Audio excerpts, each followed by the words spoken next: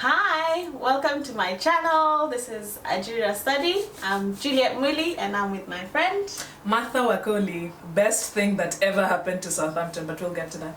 Isukuti Dance. Yes! I'm so excited. She's just moved to the UK and I've come to welcome her and also to misuse her talents by having her on the video.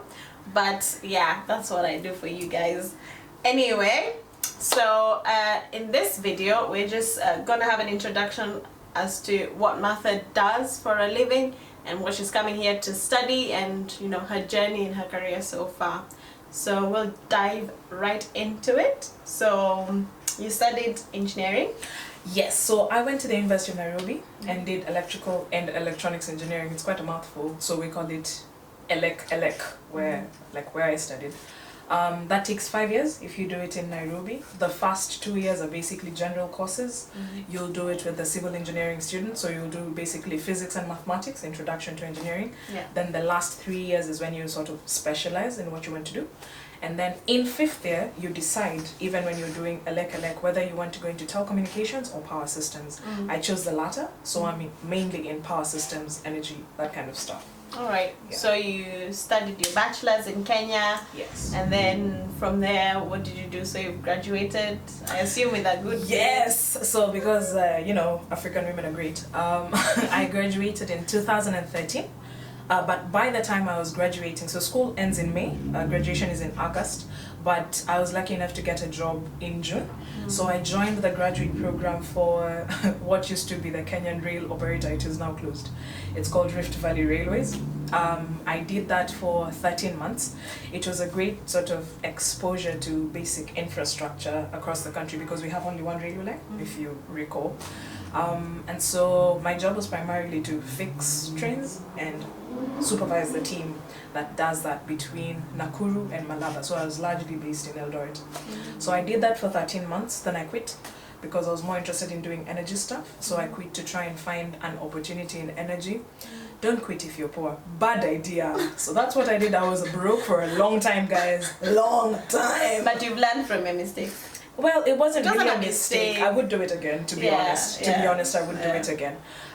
So I quit. I joined a government program that was a program for unemployed youth that had been funded by the World Bank, called Kenya Youth Empowerment Project. That was actually really a really good thing. It was very well thought out. Yeah. So they were trying to give vocational skills to people who are either with tertiary education or not, so that they can be self-employed and stuff like that. Okay. I did that Really for about cool. 2 months. Yeah, I did that for about 2 months, and then I got into an internship program for a company called Virunga Power, where now I started working on energy systems, feasibility studies, understanding how rural electrification is done.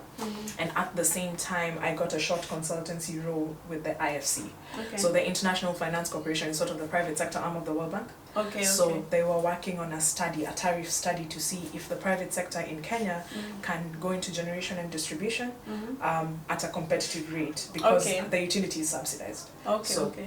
that's mainly So what the within project was. smaller communities. Yes. Yeah. So they were trying to do mini grids, Okay. mainly in unelectrified areas, not even Okay. just where access is minimal. Like just uko ndani. Precisely. So Rural. Garissa, mainly northwestern Kenya, Okay. arid, semi-arid areas, and just also informal settlements, try and Yeah. improve the quality. Then Okay. from there I moved to the utility, which is where I work now. Yeah. Kenya has only one utility, so it's Yeah. a public utility. That's where I work today. Yeah. And you're on study leave.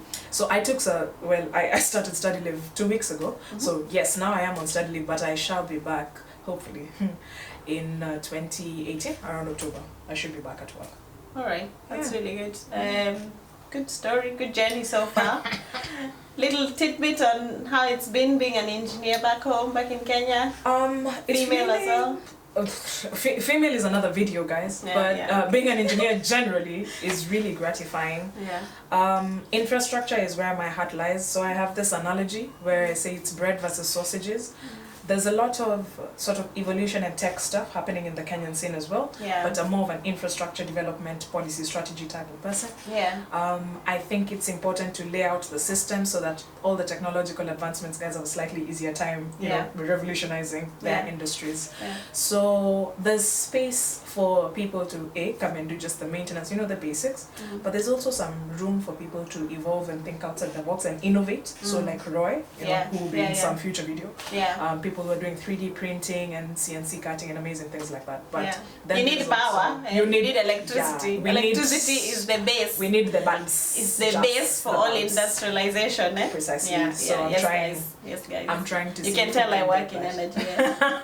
So it's a good place to work. So I'm hoping many more people see the need to, especially in our case where most of our infrastructure is developed by governments, then I hope many more people see the need to contribute their value to government agencies. Yeah. Yeah. All right. Yeah. Thanks for that. Thanks for that video. We're with Martha for maybe another video or two. She'll be a constant feature of this vlog Sidri channel. I could also just be the dance on the side, guys. Hey. So bye, and we'll see you in the next video. Thanks for watching. Bye.